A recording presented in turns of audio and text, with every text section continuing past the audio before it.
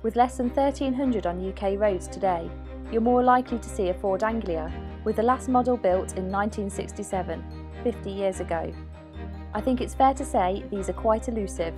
The standard onboard 3.3 kilowatt charger will replenish an empty battery in around 3.5 hours. And you'll be welcomed on startup with some very space-age sounds. Hello and welcome to another episode, and welcome to a very rare car. This is the Vauxhall Ampera PHEV. Under here you've got a 1.4 litre VVTi petrol engine producing 85 brake horsepower, and that's coupled to a 148 brake horsepower motor, giving a 0 to 60 time of 8.7 seconds. And that looks like this, all carried out in complete silence. Make no mistake, the Ampera can really shift. It feels much quicker than the 0 to 60 time suggests. Jumping inside, you do get a bit of a spaceship impression, and it probably will take you about 30 minutes to work your way through the screens. However, if driver interaction and involvement is what you want, this car's got everything. As complicated as it may seem, like a new phone, it will become second nature in no time. You can configure anything here, from charging rates and button chimes to climate control and the Bose sound system, which is awesome. Sitting in the back, you will notice that the one downside to the Ampera is it's only a 4-seater and it's got a huge transmission tunnel full of batteries. However, legroom is okay, headroom is ample. Looking inside the boot, the size is pretty good. There's no parcel shelf, but you do have this bit of cloth just for a bit of security. And under the false floor, you have your tyre inflation kit and your charging cable. Right, that's it, nothing more to say. I'm just going to get on and drive it. We're back again, and this time I have James. James has driven the Vauxhall Ampera 120 miles today, so I consider him the expert. I don't know about that, but it's been impressive. One of the first things I want to say before we go any further is we're not fans of PHEVs and anything that runs on petrol. However, this is very, very, very good. I had a misconception about this car. It's the first time I've ever driven one, and I got it completely wrong. It's completely the opposite of what I thought. It does a whole lot more range than I thought it would. It's got a 1.4 litre petrol engine, which I thought was unnecessary, but actually the economy that it draws is fantastic. So I think it's a very, very well engineered and well put together car. It drives absolutely fantastically. Yeah, I really like it. What about you? What do you think? I think it's really nice. This is the first time I've driven it. Obviously you've driven it more than me, but my first impressions are good. I mean, definitely, like you said, I think the PHEV-ness of it, can I say that? Yeah. The PHEV-ness of it is definitely far superior to others that we have driven. The EV mileage is, well, when it came out they were saying up to 50 miles. Now there probably is somebody who's got 50 miles out of it, but realistically I think you're going to see 35, but that is 35 high speed miles. When I picked the car up, I had half a battery and managed probably about nearly 20 miles on that, and that was at 70 miles an hour. So that is quite impressive. Not only that, something else I found is almost the mentality of this car is it will chuck the engine out as much as it can. So if it can switch off and run on the battery, it will, even if it's doing 70 miles an hour, if it's doing 80 miles an hour, obviously on a private road, it will switch off and it will run on the battery. Where other hybrids, lots of hybrids that we're not fans of, you can't drive it more than 5 metres without the engine kicking in. So when we tested it like half an hour ago, it was still on the battery at about 40 miles an hour, 50 miles an hour, wasn't it? So completely different to any others that we've driven. Yeah, even on 0% on the battery, I've still managed to get up to 60 miles an hour on this. So it's very, very well engineered. And it's quick. It is very quick, yeah. It's one of the fastest, definitely. It is. I think this would definitely give an i3 a run for its money. Yeah. I don't know which will come off on top, but I think this would be a close second. You don't really feel a changeover. Did you mean not between? As obvious between the battery and the petrol engine. Some of the others we've driven, you can feel a changeover, and there isn't really that feeling. Seamless. It's seamless. That's the word you're looking for. Yeah, sometimes you can. I felt it on the way back from King's Lynn. It was sort of as it changed, I could feel just a tiny bit. It's but not as bad, is it? nothing to talk about really. No. What do you think to the spaceshipiness? I do feel like it's a little bit much. I'm not going to lie. I think if you remember with the Lexus that we test drove, I found that a little bit too claustrophobic, and that was to do with all the buttons and the gadgets and everything that was on it. It was just too much. Now that isn't as bad as, this isn't as bad as that, but there's a lot, isn't there? There is a lot of buttons. I think with a bit of time you get used to it. Yeah. There's a lot of screens to go through, James says, to have a look at and to get used to. But it does have a bit of a luxurious feel to it as well for me. Because it's touch screen. Yeah. Not touch screen. Touch sensitive, the buttons. Yeah. So that works quite well, I think. Yeah. Yeah.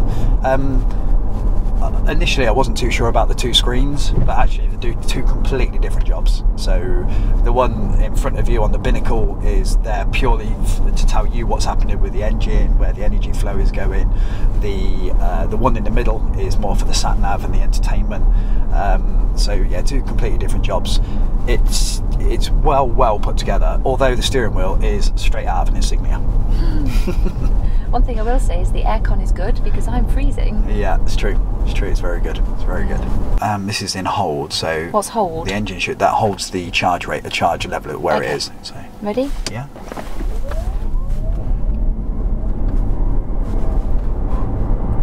There was a little bump there. Okay. I don't think I found any different. Even then, the engine wasn't really in. That's weird, isn't it? Good PHEV this. Anything not to use the engine. Well thought out, Vauxhall.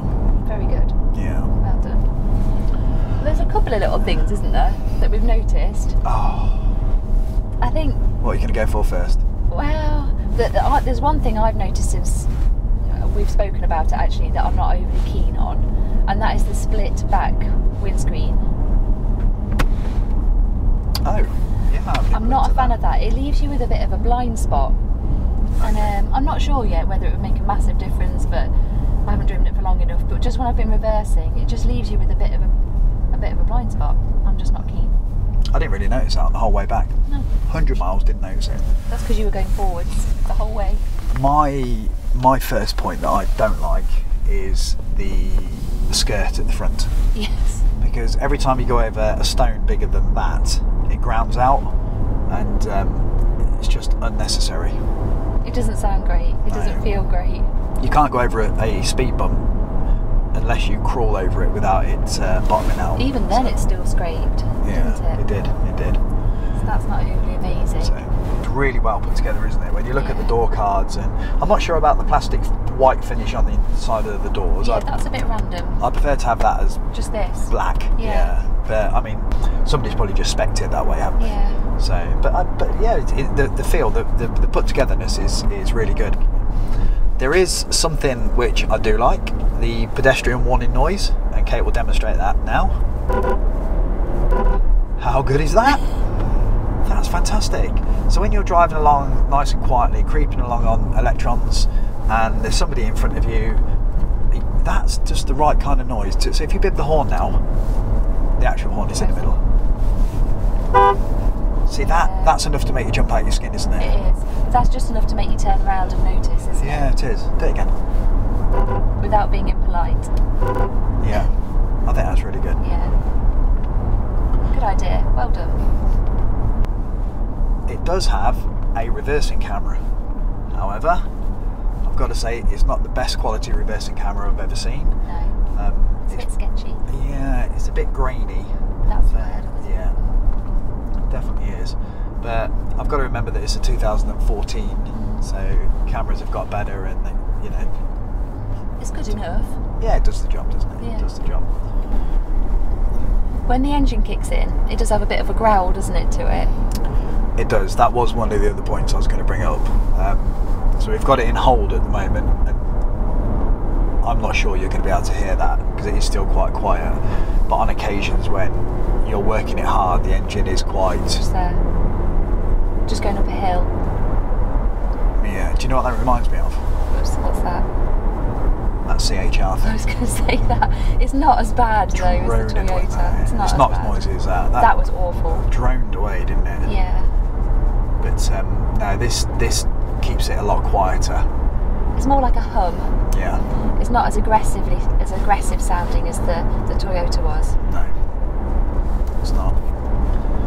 It's so well put together. It really is. I'm really taken back by it, and I think one of the reasons that Vauxhall didn't sell many of these is because of the price. How much were they?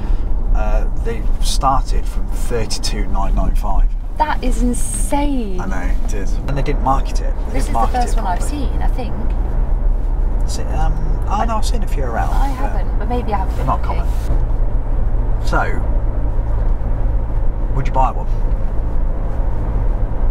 I think you know my answer to this, and my answer is it's a hybrid, so probably not. Okay. But if I was in the market for a hybrid, this would be at the top. It would, wouldn't it? Yeah. Unless, what about the Outlander? Because that's a 4x4, isn't it? It's a different kettle of fish altogether. It's definitely up there, though. Yeah, it's up there. It is. It's nice to drive. It corners well. I've just gone around a big corner, and that was really nice. It was smooth. Yeah, handling is really good. Handling's really good. Yeah, feels nice. All in all, this is a very good EV, with the backing of an internal combustion engine if needed. And shown here, should you need to run on petrol, the Ampera will do it in the most efficient way possible. From us, it's a big thumbs up. Thanks for watching. We hope you've enjoyed this episode. Don't forget to like and subscribe and follow us on Twitter @KatePhantom, and we'll see you next week for another episode.